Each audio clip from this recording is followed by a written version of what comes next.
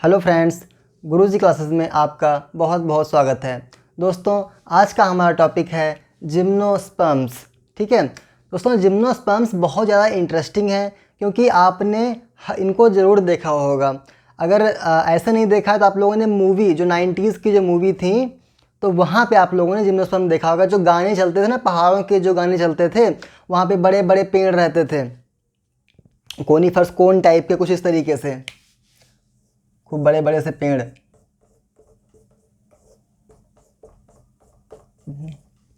90s की movie में बहुत कॉमन था। जो आपका कश्मीर का रीजन है या आपका जो उत्तराखंड का रीजन है, हिमाचल प्रदेश का जो रीजन आपका है, वहाँ की जितनी भी शूटिंग होती थी तो वहाँ पे आपको कुछ इस तरीके के पेड़ देखने को ज़रूर मिलते थे और वो दिखने में बहुत ज़्यादा सुंदर लगते हैं या अट्रैक्टिव लगते हैं।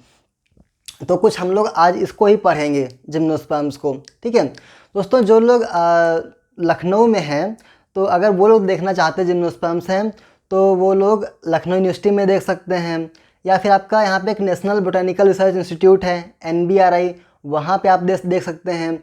या फिर जिनेश्वर मिश्र पार्क है जो बनवाया था आपका अखिलेश यादव ने। ठीक है, तो जिनेश्वर मिश्र पार्क में आप देख सकते हैं, बहुत ज़्यादा सुंदर लगता है ये। ठीक है, तो जितना सुंदर दिखने में है ये, उतना ही सुंदर पढ़ने में भी है। जिम्नोस्पर्म्स बहुत इंटरेस्टिंग है क्योंकि इसकी फॉसिल हिस्ट्री है। ठीक है, जो आप कोयला आजकल देखते हो ना, कोयले से आप इलेक्ट्रिसिटी प्रोड्यूस करते हो, तो कोयला क्या था आपका? ये फॉसिल था। ठीक है, फॉसिल फ्यूल है ना ये। तो ये भी तुम्हारा जिम्नोस्पर्म से ही आया। तो जिम्नोस्पर्म बहुत ज़्यादा इंटरेस्टिंग है, आप लोग इसको मस्त होकर पढ़िएगा। दोस्तों, जो जिम्नोस्पर्म्स का मतलब होता है, जिम्नोस मीन्स नेकेड और स्पर्मा मीन्स सीड। इसको सबसे पहले डिस्क्राइब किया था थियोफ्रेस्टस ने।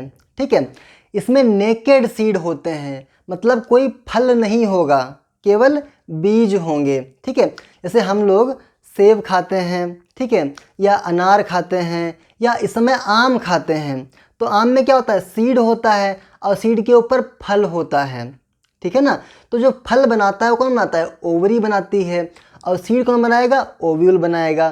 तो यहाँ पे दोस्तों ओवरी नहीं होती है, यहाँ पे केवल ओव्यूल होता है जो कि सीड बनाता है। तो नेकेड सीड होंगे। ठीक है ना दोस्तों, अभी तक जो हमने पढ़ा था एल्गी, ब्रायोफाइट, टेरिडोफाइट, वहाँ पे सीड नहीं बनते थे, लेकिन ये कौन से हैं? ये आपके सीड बियरिंग वेस्कुलर प्लांट्स हैं। मतलब यहाँ पे सीड प्रेजेंट होंगे, यहीं से फिर अब सीड बनना शुरू हुए हैं। यहाँ पे सीड मिलेंगे आपको। फिर आप जब पढ़ेंगे एंजियोस्पर्म, डाइकॉट्स और मोनोकॉट्स, वहाँ पे भी आपको सीड मिलेंगे। तो सीड बनना यहाँ से शुरू हुआ है। ठीक है ना तो जिम्नोस मीन्स नेकेड और स्पर्मा मीन्स सीड। यहाँ पे कैसे होंगे? नेकेड सीड होंगे। नाम ही इसका रखा गया है जिम्नोस्पर्म, क्योंकि यहाँ पे सीड कैसे होंगे? नेकेड सीड होंगे। दोस्तों, ये जनरली जीरोफिटिक हैबिटेट में पाए जाते हैं। जैसे पहाड़ों पे क्या होता है, पहाड़ों पे जो कंडीशन होती है तो वो जीरोफिटिक कंडीशन होती है। क्यों? क्योंकि वहाँ पानी तो बरसता है पर वहाँ पे स्लोप होता है ना, ढाल होती है ना वहाँ पे, तो पानी बरसा और नीचे चला गया, तो उनको पानी उतना नहीं मिल पाता है। तो वो जनरली कहाँ मिलेंगे आपको? जीरोफिटिक कंडीशन में आपको मिलेंगे। दोस्तों, इसके अलावा ये एवरग्रीन होते हैं, मतलब हमेशा सदाबहार, हमेशा इनमें हरे भरे रहते हैं जनरली। ठीक है, और ट्री होते हैं, पेड़ रहते हैं, कुछ इसमें श्रब भी हैं। ठीक है, लेकिन जनरली आपको ये बड़े बड़े पेड़ मिल जाएंगे आपको। इसमें दोस्तों जो पॉलिनेशन होता है वो हवा के द्वारा होता है, विंड के द्वारा होता है, और बहुत ही इंटरेस्टिंग है। उसको हम लोग अभी देखते हैं यहाँ नीचे किस तरीके से इसमें पॉलिनेशन होता है। दोस्तों, जो टॉलेस्ट जिम्नोस्पर्म है, जो सबसे लंबा जिम्नोस्पर्म है, वो आपका है सिकोया सेमीपरवेंसिस। इसकी जो लंबाई है वो लगभग 112 मीटर है। ठीक है ना, और सबसे जो छोटा है वो आपका है जामिया पिग्मिया। इसकी लगभग 4 से 5 सेंटीमीटर इसकी लंबाई है। तो आप देखिए कितनी ज़्यादा इसमें डायवर्सिटी है। सबसे छोटा 4 सेंटीमीटर का और सबसे बड़ा 112 मीटर का। सोचो कितना बड़ा होगा ये। ठीक है, तो सिकोया लार्जेस्ट जिम्नोस्पर्म है, जामिया स्मॉलेस्ट जिम्नोस्पर्म है। ठीक है ना दोस्तों, इसमें जो रूट सिस्टम होता है वो टैप रूट होता है नॉर्मल। ठीक है, रूट सिस्टम टैप रूट होता है। लेकिन इंटरेस्टिंग क्या है? इंटरेस्टिंग ये है कि इसमें माइकोराइजा और कोरलाइड रूट प्रेजेंट होते हैं। जो आपका साइकस होता है, साइकस में कोरलाइड रूट प्रेजेंट होते हैं। वो कुछ कोरल की तरह होते हैं, कुछ इस तरीके से होते हैं। जो लोग साइकस का पेड़ देखे होंगे तो उनके रूट में नीचे की तरफ कोरोलॉइड शूट प्रेजेंट रहते हैं। और इनकी खास बात क्या होती है कि इसमें ब्लू ग्रीन एल्गी प्रेजेंट होती हैं जो कि नाइट्रोजन को फिक्स करती हैं। ये इनकी खास बात है। जो कोरोलॉइड रूट होती हैं उनकी जड़ों में कॉर्टेक्स रीजन में उनके ब्लू ग्रीन एल्गी जैसे एनाबिना हो गया, नॉस्टॉक हो गया या कुछ और ब्लू ग्रीन एल्गी प्रेजेंट होती हैं जो नाइट्रोजन को फिक्स करती हैं। तो एक खास बात इसकी ये हो गई। दूसरा एक इसमें होता है साइकस में होता है, साइकस। और दोस्तों पाइनस में क्या होता है? पाइनस में होता है माइकोराइजा। हम लोग पढ़ चुके हैं उस दिन, ठीक है, माइकोराइजा के चैप्टर में। इसमें क्या था कि इसमें जो फंजाई थे वो पाइनस की जो रूट है उसके अंदर रहते हैं, ठीक है, पाइनस में रहते हैं। और क्या करते हैं ये लोग हैं, उसको मिनरल्स और वाटर एब्जॉर्ब करके देते हैं। तो जब हम लोग जिम्नोस्पर्म पढ़ रहे हैं तो वहाँ पे माइकोराइजा और कोरल रूट बहुत इंपॉर्टेंट है, बहुत पूछा जाता है, आप लोग याद करके रखिएगा इसको। माइकोराइजा प्रेजेंट होगा आपका पाइनस में और कोरल रूट आपका प्रेजेंट होगा साइकस में, ठीक है ना। दोस्तों इसमें जो जाइलम और फ्लोएम जो कंडक्टिंग टिश्यू होते हैं ना, जाइलम और फ्लोएम क्या होता है?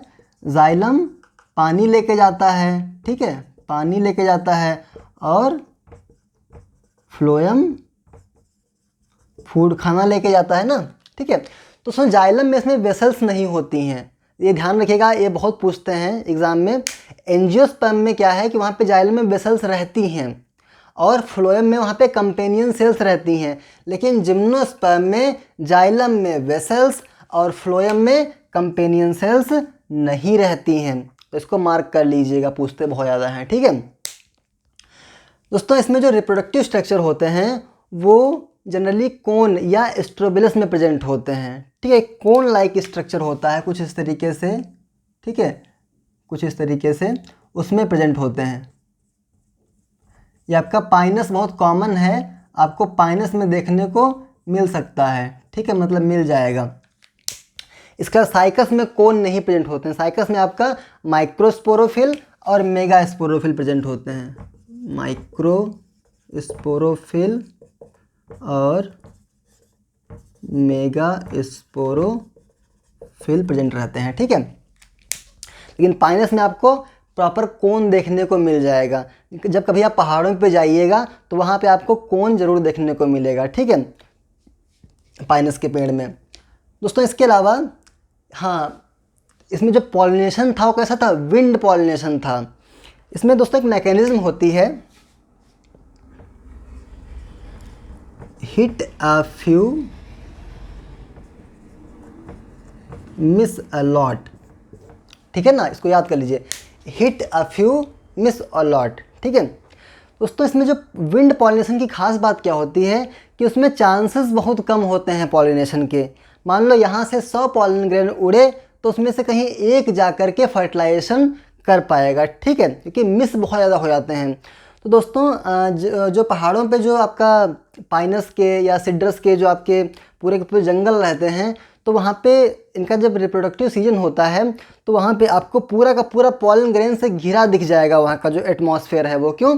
क्योंकि इतनी ज़्यादा संख्या में पॉलन ग्रेन उड़ते हैं और पूरा येलो हो जाता है, सोने की तरह एकदम येलो हो जाता है, तो ऐसा लगता है कि सोना बरस रहा है, ठीक है। तो उसी को हम लोग बोलते हैं शावर ऑफ सल्फर।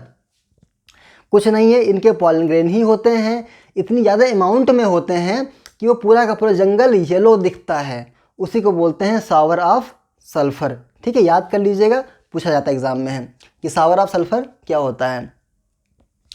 दोस्तों यहाँ पे डबल फर्टिलाइजेशन नहीं होता है, यहाँ पे केवल सिंगल फर्टिलाइजेशन होता है। हम लोग इसको डिस्कस करेंगे जब पढ़ेंगे एम्ब्रियोलॉजी कि क्या है सिंगल फर्टिलाइजेशन, क्या है डबल फर्टिलाइजेशन। इसमें आपका एक्सेप्शन है एफेड्रा, एफेड्रा में आपका डबल फर्टिलाइजेशन पाया जाता है, ठीक है। दोस्तों जब डबल फर्टिलाइजेशन नहीं होगा तो इनका जो एंडोस्पर्म होता है वो कैसा होगा? हेप्लॉयड होगा, एन नंबर में होगा। इनका जो एंडोस्पर्म होता है वो कैसा होता है? हेप्लॉयड होता है। तो ये क्वेश्चन भी जिम्नोस्पर्म में पूछते हैं कि जिम्नोस्पर्म में का जो एंडोस्पर्म है वो हेप्लॉयड है या ट्रिप्लॉयड है, तो उसमें ऑप्शन आपका होगा हेप्लॉयड। और अगर वही पूछते हैं एंजियोस्पर्म का एंडोस्पर्म कैसा होता है तो आपका होता है वो ट्रिप्लॉयड होता है, ठीक है ना। इसमें आपका एक्सेप्शन है एफेड्रा। एफेड्रा का जो एंडोस्पर्म है वो कैसा होगा, ट्रिप्लॉइड होगा। तो कुछ कॉमन फीचर्स इसके हैं जिम्नोस्पर्म के, जो मैंने आपको बताया उनको याद कर लीजिएगा। और कुछ इसमें एग्जाम्पल्स हैं, साइकस है, पाइनस है, एफेड्रा है, ठीक है, नीटम है, विल्विशिया है, विल्विशिया। दोस्तों ये बहुत इंटरेस्टिंग है विल्विशिया। विल्विशिया जो होता है वो आपका अफ्रीका में पाया जाता है, रेगिस्तान में पाया जाता है अफ्रीका में, ठीक है।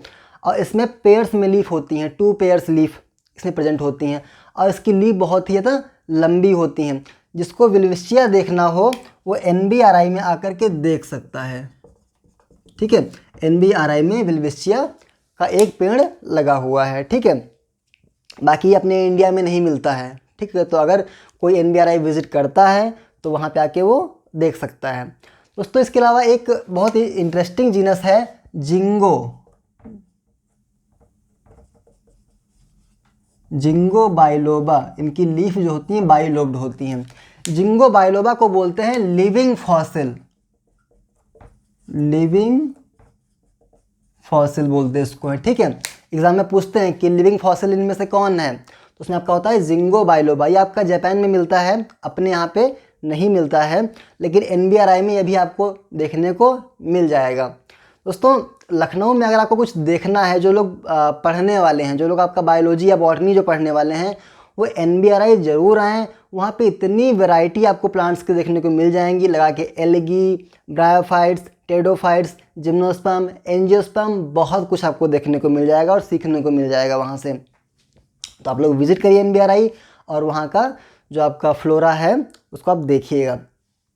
दोस्तों ये आपका था जिम्नोस्पर्म के बारे में, उसके कुछ जनरल कैरेक्टरिस्टिक्स थे। इसका इकोनॉमिक इंपॉर्टेंस बहुत ज़्यादा है, तो उसको मैंने सोचा कि उसको मैं नेक्स्ट लेक्चर में पढ़ाऊँगा आप लोगों को, ठीक है, क्योंकि वो इतना ज़्यादा है कि उसको एक लेक्चर में ख़त्म करना थोड़ा मुश्किल है, ठीक है। तो कुछ कैरेक्टर्स थे इसके, ऐसे कि ये एवरग्रीन थे, मोस्टली ट्री थे, कुछ श्रब थे, पॉलिनेशन विंड से होता था, जीरोफिटिक हैबिटेट में मिलते थे, टैप रूट थी, कोरालाइड रूट या आपका कह सकते हो माइकोराइजल रूट प्रेजेंट थी इसमें, फर्टिलाइजेशन सिंगल था, पॉलिनेशन विंड के थ्रू था, वेसल्स और कंपेनियन सेल्स में एब्सेंट थी, ठीक है। रिप्रोडक्टिव स्ट्रक्चर जो थे वो कहाँ थे, वो कोन में या स्ट्रोबिलाई में थे। और इसके कुछ एग्जांपल थे, जैसे आपका जिंगो हो गया, साइकस हो गया, पाइनस हो गया, एफेड्रा हो गया, नीटम हो गया, विल्विशिया हो गया, सिड्रस हो गया, ठीक है, स्यूगा हो गया, स्यूडोस्यूगा हो गया। तो बहुत से इसके एग्जांपल्स हैं, ठीक है। तो दोस्तों आज का लेक्चर हमारे यहीं पे ख़त्म होता है। अगर आपको ये वीडियो पसंद आया हो तो इसको लाइक करें, शेयर करें और हमारे चैनल को सब्सक्राइब करें। Thank you.